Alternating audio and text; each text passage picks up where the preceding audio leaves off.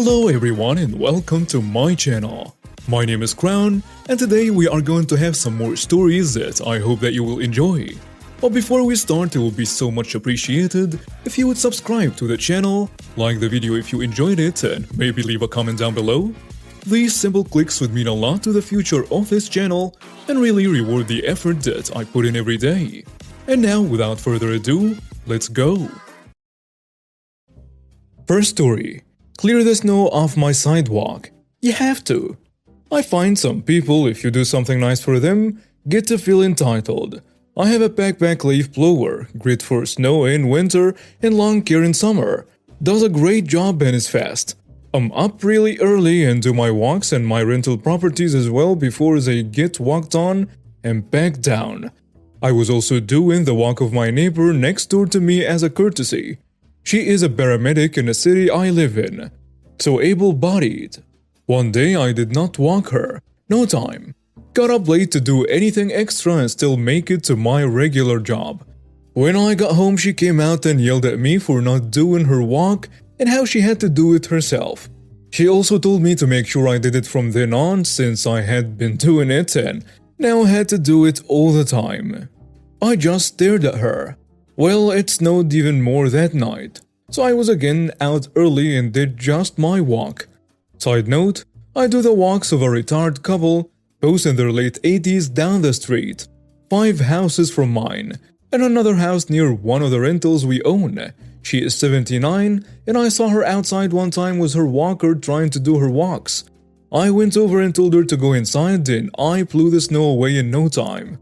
I now do hers all the time as well. She keeps trying to pay me, but I refuse. It takes me about 5 minutes to clear her walks, especially after seeing her struggle to do them herself.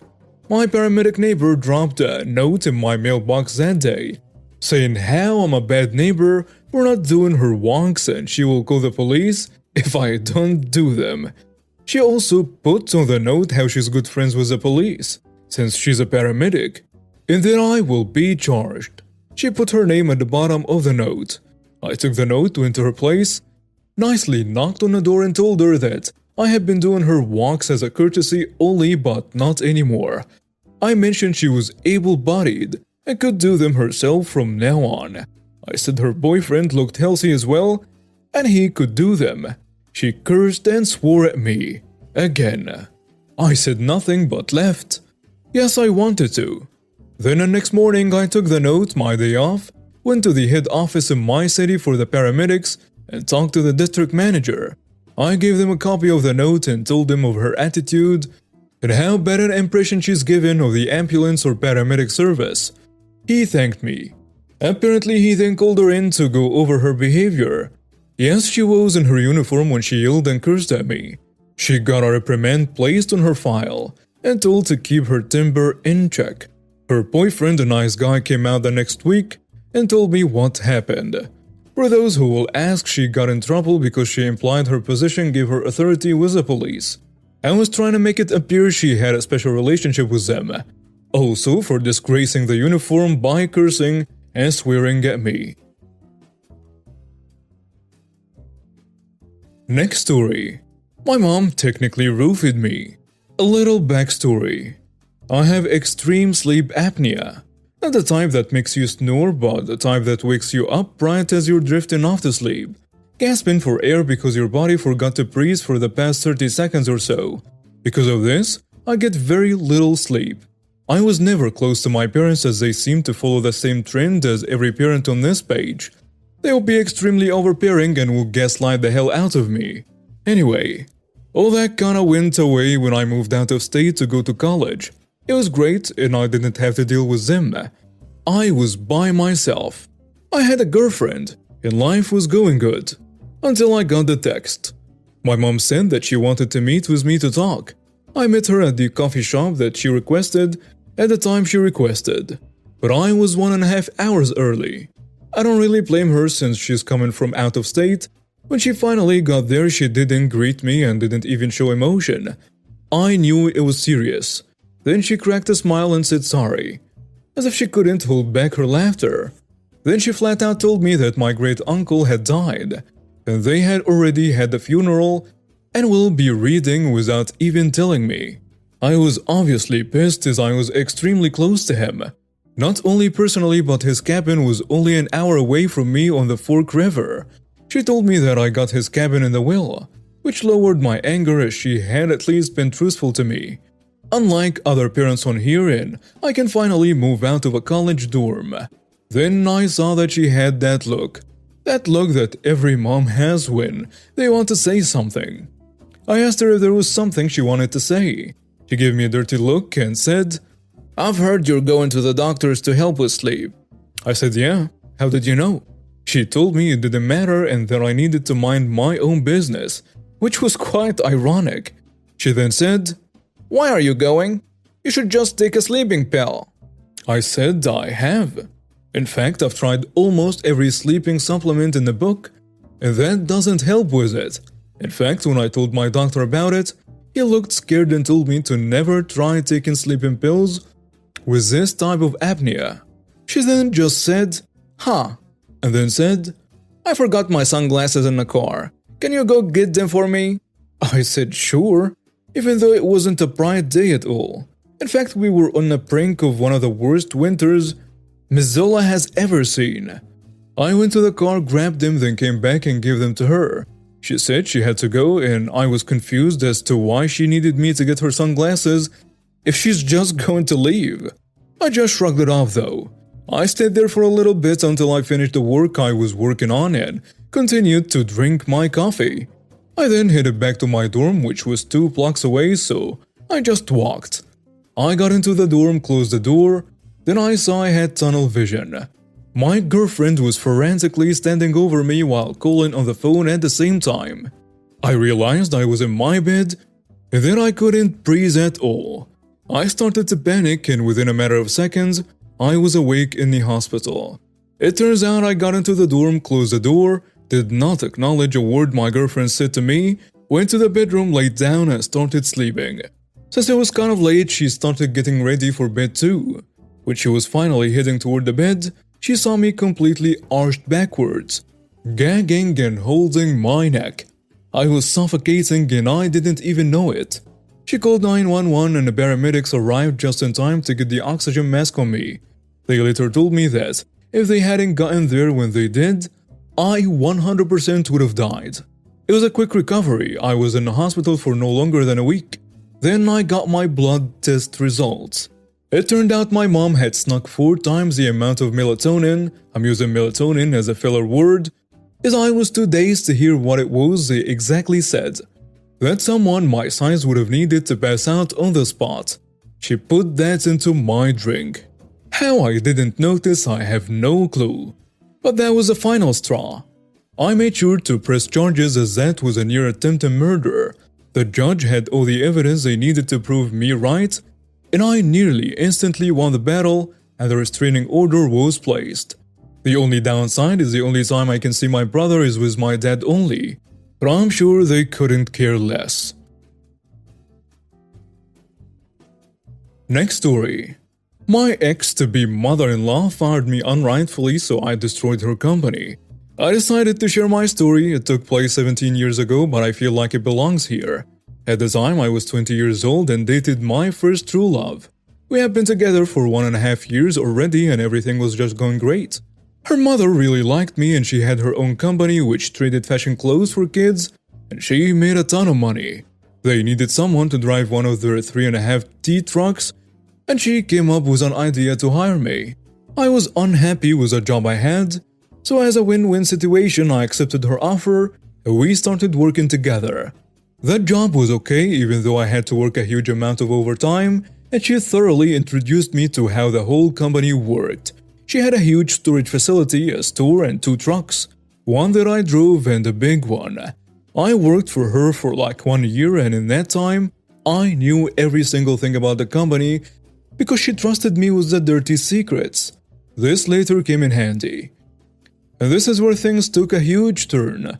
I found out that my girlfriend cheated on me with her ex, and as a result I broke up with her instantly.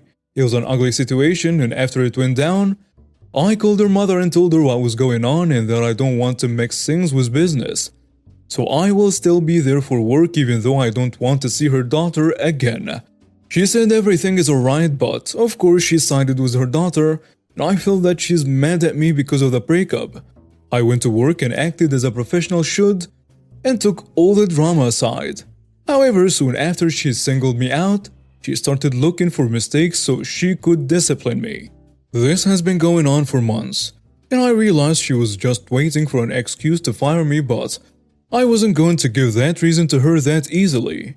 She was pissed that she couldn't find big mistakes, and the small ones she often just made up was not enough to terminate me. So she came up with a plan. On the truck we had a power generator which provided a light and a power for a laptop, printer and so on.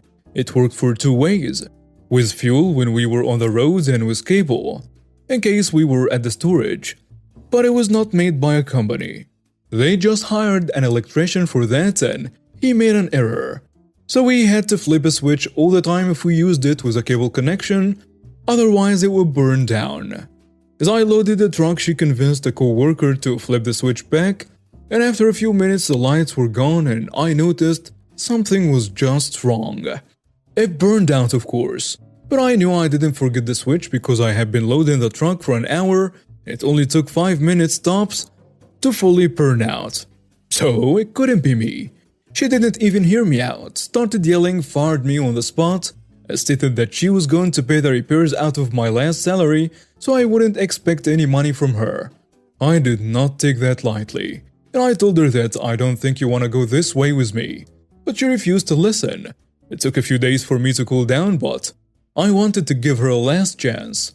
I called her and told her even though I knew what was going on and she did set me up, but if I get my money I will call it an end and we don't have to see each other again. And she told me to get lost. So I came up with a plan. First, because I knew that the store she had did not have a bathroom, which was illegal in my country, the shop assistant had an agreement with a restaurant on the opposite side to go there if they needed, and I reported this to the authorities and the next day they closed the shop because of this violation, and told her she cannot open up until they have a bathroom. She called me right away and asked me if I had anything to do with this, and I laughed and told her, "Didn't I tell you that you don't want to go this way with me?" And I hung up. I knew that we worked so much overtime that me and the other truck driver had so much overdrive on the taco cards.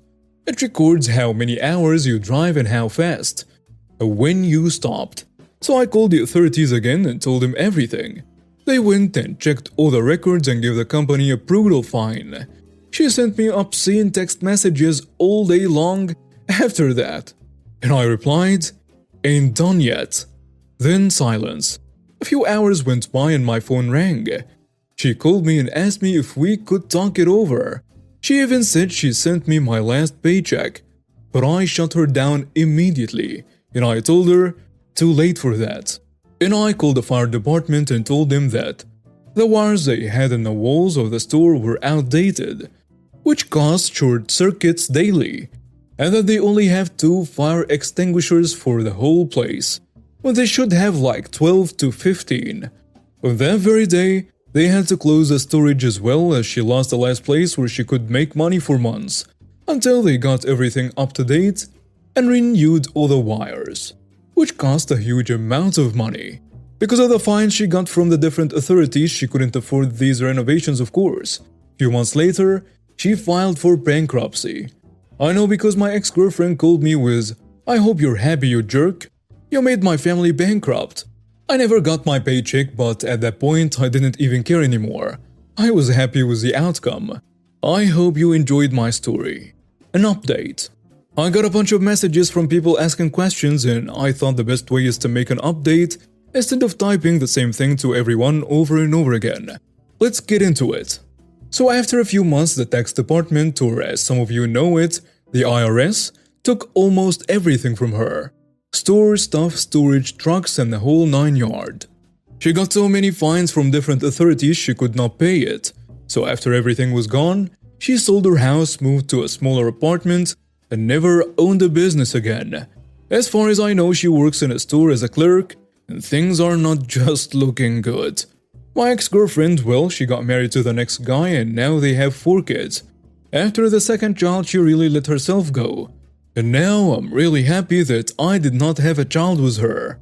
I'm not going to fat shame her, but at least they are still together, so maybe, just maybe, she learned a lesson and did not cheat on him. Or so I hope. About me, I had a long relationship after her. My son was born, but she was a lazy gold digger, so after 5 years, we separated. I met the love of my life after that. And after almost 9 years, we are still happy together. She also got out of a terrible relationship, abuse and domestic violence. So she truly appreciates me, and vice versa. I love her to death. Anyways, I hope I answered all the questions. Love you all, goodbye. And now we have reached the end of today's stories. Thank you for watching and see you next time.